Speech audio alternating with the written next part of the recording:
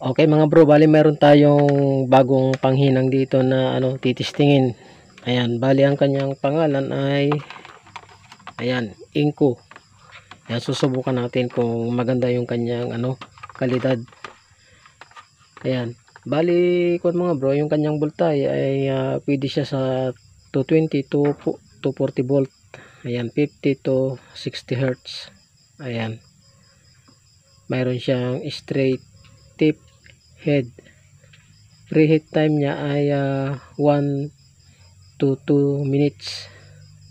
Ayan, tapos ang kanyang maximum temperature ay 500 degrees.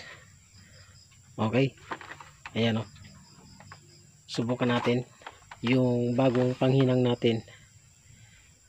Ayan, matagal ko nang stock ito mga bro, pero hindi ko pa natitesting ngayon pa lang, dahil medyo bumibigay na rin yung panghinang ko, pudpud na rin yung kanyang tip. At susubukan natin to kung maganda yung kanyang klase. Okay, subukan natin buksan.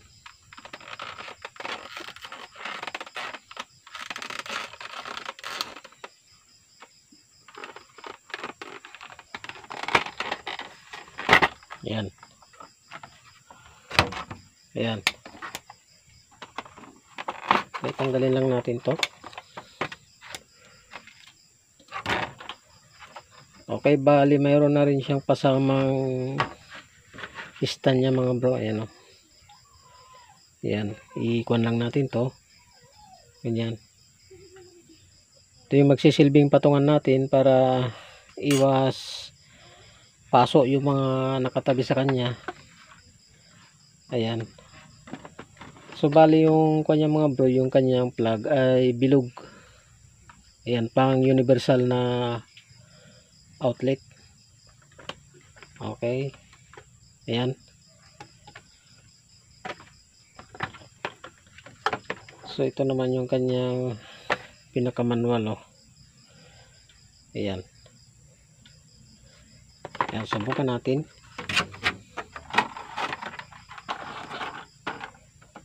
Tanggalin natin yung kanyang tali.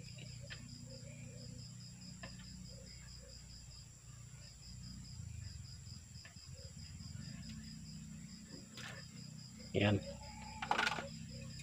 tapos mga bro ay ito yung kanyang power indicator, tapos ito yung kanyang pihitan, adjustan ng kanyang temperature, yung kanyang init.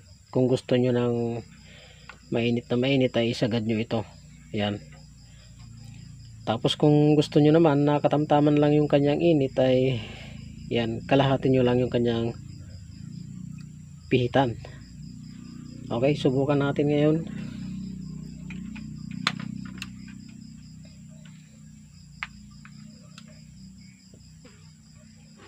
Subukan natin saksak sa kuryente.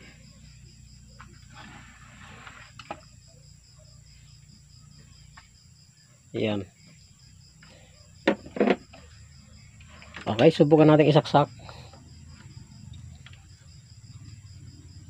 Ayan, ayan, nag power na siya. Ayan kulay red.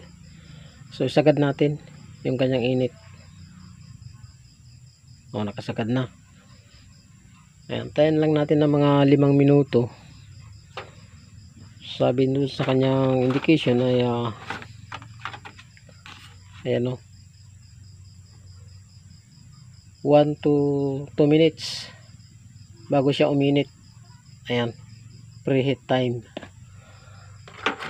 Okay, antayin lang natin. So ayan, subukan natin. Okay, medyo mainit na siya. Ayan, subukan na natin. Ayan, medyo na siya, nakakatunaw na siya ng panghinang. Ayan ayan, maya maya mga bro ay titistingin natin na pagbaklas ng MOSFET sa may inverter.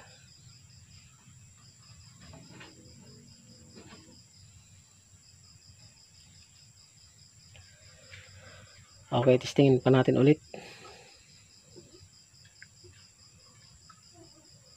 Ayan, nakakatunaw na siya. Susubukan natin ngayon mga bro sa MOSFET. Subukan natin yung pagbaklas. Kung kaya niyang tunawin yung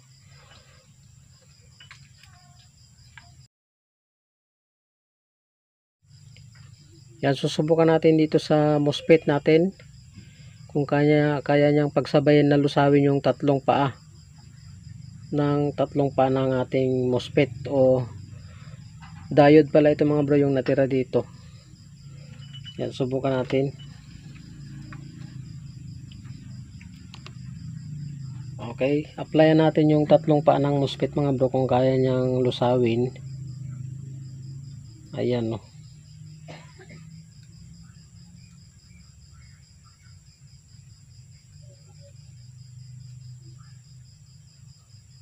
Ayan, kayang-kaya niya, oh. Yan. Subukan nating sungkitin ngayon.